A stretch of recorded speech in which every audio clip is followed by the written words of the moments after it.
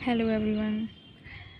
आज मैं अपनी फ़र्स्ट वीडियो डाल रही हूँ एंड मुझे लगा कि शायद मैं कुछ लोगों की हेल्प कर पाऊँ जो फंसे हुए हैं इस ट्रैप में, कह सकते हैं, या फिर इस सिचुएशन में कह सकते हैं। आप कोई भी एग्ज़ाम दे रहे हो, ये गलती भूल के भी मत करना, प्लीज़, बिल्कुल भी मत करना।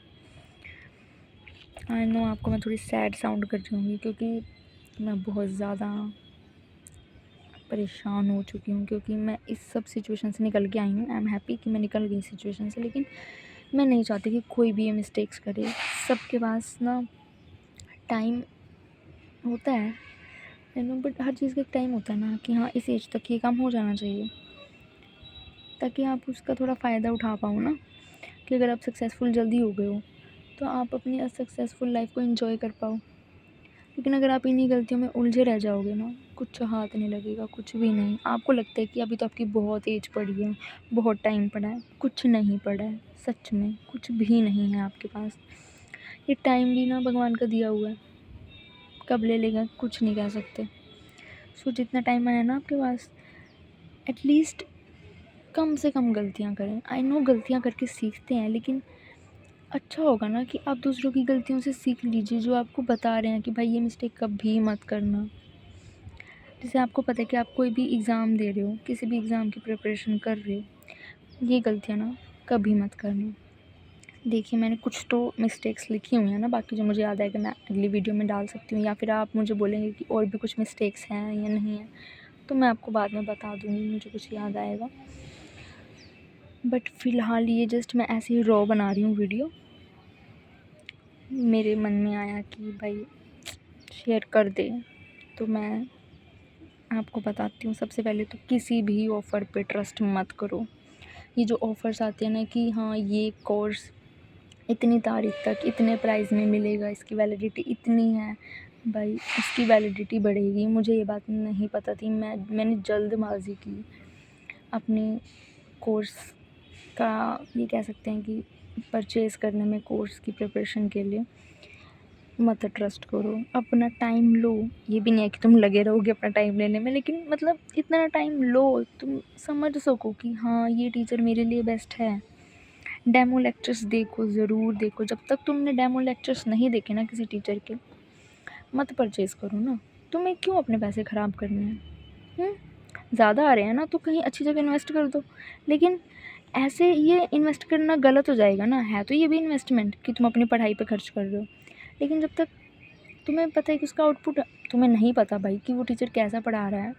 हर टीचर अच्छा होता है पता है पढ़ाने में, लेकिन तुम जैसे तुम्हारा जो नेचर है पढ़ाई करने का, मतलब तो तुम्हें क्लास में मजाक मस्ती बिल्कुल नहीं पसंद, तुम बिल्कुल सीरियस टाइप के स्टूडेंट हो, वो टीचर भी तो वैसा होना चाहिए ना। नहीं तो तुम कैसे पढ़ पाओगे, तुम्हें इरिटेटिंग लगेगा।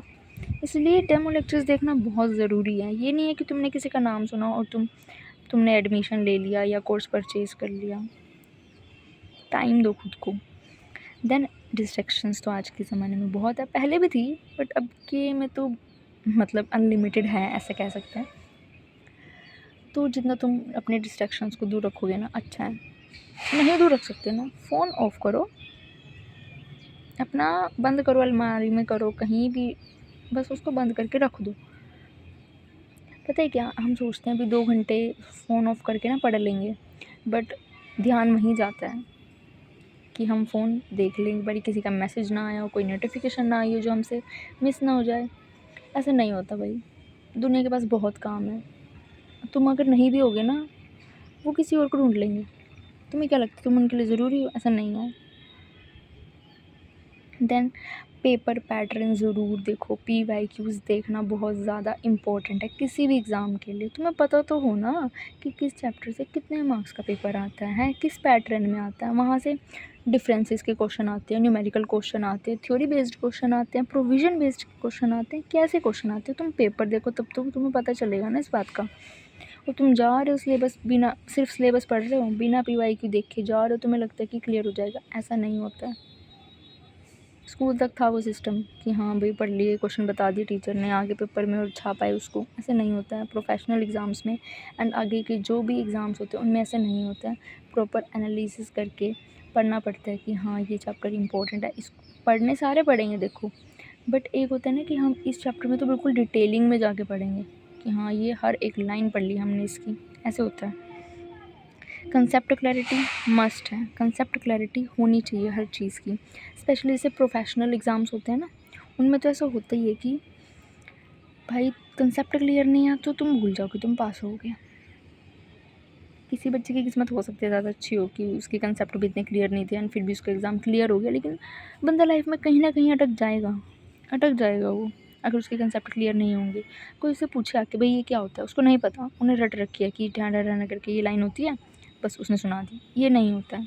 तब तक तुम किसी बंदे को समझा नहीं पा रहे हो ना कि इस प्रोविज़न में क्या है, इस वर्ड का मीनिंग क्या है, इस लाइन का मीनिंग क्या है, तो तुम्हारे कंसेप्ट क्लियर हैं ही नहीं। ओके, तो ये तो मतलब वो गलतियाँ जो तुम्हें बिल्कुल भी नहीं करनी है, इनके आगे तो मतलब तुम समझ सकते हो मैं क्या कह रही हूँ। ये तो बिल्कुल अवॉइड करने वाली गलती कि मत करो भाई, मतलब तुम्हारा टाइम वेस्ट है। अगर तुमने इनमें से एक भी गलती कर दी ना, तुम समझ लो कि तुम गए। इससे ज़्यादा तो मैं नहीं बता सकती तुम्हें कुछ, बट ये तो हैं भाई मिस्टेक्स। सीख लो किसी की गलतियों से, खुद गलतियाँ करोगे ना टाइम वेस्ट सुनने को मिलेगी, मेंटल प्रेशर अलग आएगा, कुछ हाथ नहीं लगेगा। एंड टाइप स्पेशल लड़कियों की शादी हो जाएगी तो तुम क्या कर लोगे, कुछ नहीं हो पाएगा। जब तक तुम्हारे घर वाले हैं ना भाई, संभाल रहे हैं तुम्हें, दे रहे हैं तुम्हें टाइम, आगे कोई नहीं देता, ये मान के चलो। भले आगे कोई तुम्हें हाँ पढ़ा दे, बट इतना टाइम कौन देगा। स्पेशली अगर तुम किसी प्रोफेशनल कोर्स में हो, उसमें तो ये होता है कि भाई रूम लॉक है, तुम अंदर बैठ के पढ़ रहे हो, तुम्हें कोई नहीं छेड़ रहा है आके, तुम्हें कोई कुछ नहीं कह रहा कि तुम ये काम करो वो काम करो, तुम्हें कोई नहीं कह रहा। बाहर आगे जाके कोई ऐसे नहीं करेगा। ओके, तो please don't waste your time, बहुत प्रेशियस है टाइम, और जब चला जाता है ना तब पता चलता है, ऐसे नहीं पता चलता। सो प्लीज़ भाई, अपना छोटा भाई बहन समझ के तुमको ना मेरा मन किया कि मैं गाइड करूं, जो मेरे से गलती हो कोई और ना करे। मैं संभाल लूँगी अभी भी अपनी लाइफ, आई नो, बट अच्छा है ना कोई बंदा अगर वो 25 की उम्र में सक्सेसफुल हो रहा है, तो अगर वो उसकी गलतियों से कोई और बंदा सीख रहा है, तो वो भाई 22 में 23 में सक्सेसफुल हो जाएगा। तो तुम्हें क्यों जल्दी सक्सेसफुल नहीं होना भाई, हो जाओ, यही टाइम है। Okay bye. कुछ लगे तो मुझे कमेंट में बताना कि दी ये बता दो या वो बता दो, study related. Okay, take care, bye.